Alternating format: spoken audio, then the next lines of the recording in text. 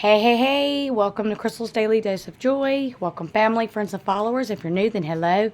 Welcome and welcome back. So we changed up the recipes. I told y'all I was going to do a recipe in my last video, which I will drop in the description box below. There will be a link. The easy slow cooker. I got to send a picture to my stepmom. She wants this recipe. I'm doing chicken and lima bean stew. Now, the kicker to this is, I'm not a cook. My husband typically cooks. I do a lot of crock pot meals and very easy, self-explanatory meals. I've tried over the years. I'm not good at it. That's completely okay. My husband loves cooking, but he is working a lot more. He has been working Saturdays and Sundays, and I just wanted to try something different because the season's changing. The weather's cooling down. I actually got my window open instead of having to worry about running the ACs. I switched up two of the ingredients that I'm using on this recipe, which I am about to share with y'all. And I did it a little bit differently. And I also reached out to my husband and I reached out to my stepmom, Joyce, to make sure it was safe because I have seen the way you do the beans a little bit differently.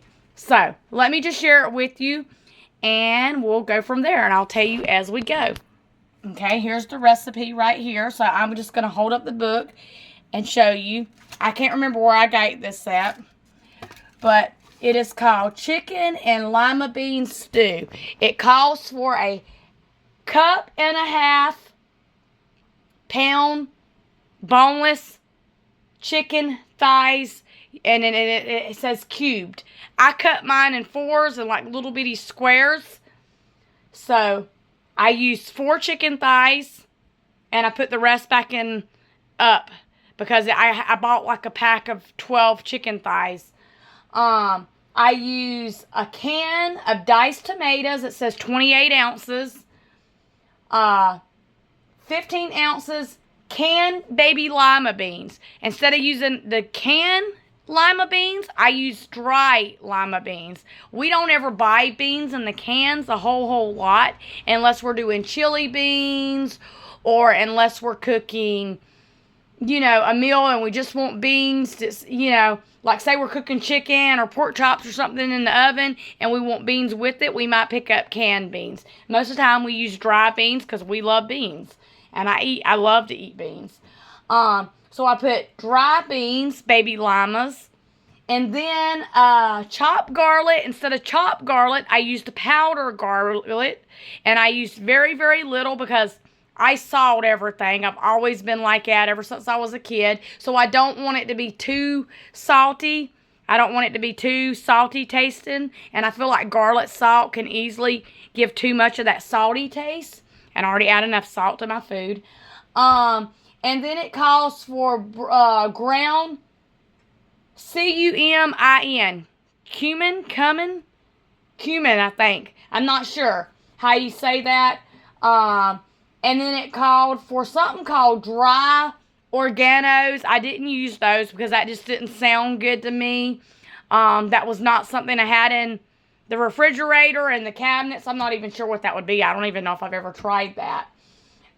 3 tablespoons of Worcestershire sauce. That's a hard one to say. And 1/4 cup of tomato paste. And then you mix it all together. So I did want to reach out to somebody that knows more than me and cooks more than me because it's still a learning process for me. Even when I try a lot of times, I'm still horrible to mess it up.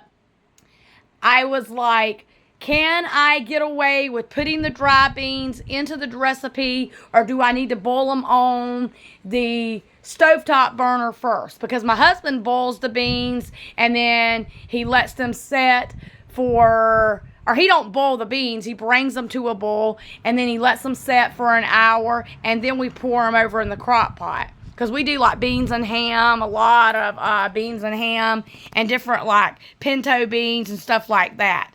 But I thought, well, if I just cook it, let the crock pot go and let the beans cook for an extra hour, maybe 2, then that will like make the beans soft and they won't have that tough taste. Because that was what my husband said may. It doesn't necessarily mean that it will, but it could. But between my husband, my stepmom, and My stepmom's husband, Terry, was saying, no, you can definitely just go ahead and cook them. You don't got to worry about doing the boiling first, you know. And sometimes you might need a little bit more cooking time. They'll turn out tender. That was my anxiety part, but I'm not going to stress over it, y'all. If I mess it up, I mess it up. If it turns out great, it turns out great. The way you learn and the way you grow in something is you get in there and you keep trying again. You keep trying again. You mess it up once and you don't succeed, you try again. And I don't think, because the beans I bought were really, really tiny. They call them baby Lima beans. I mean, they were real, real tiny beans. So I think I am safe. And I think it's going to be a real good recipe. I think it's going to be something really, really different. Please do like and subscribe. Please do. Most people are, but there are sometimes you just get somebody that feels like, oh, well, this or that. And please be respectful. I'm not a cook. I admit that on here. I'm getting up trying. I have been for a while now, getting in the kitchen a lot more, even when my husband's cooking and helping out and watching him, so that I can learn and get better with making meals. It is just not my good spot.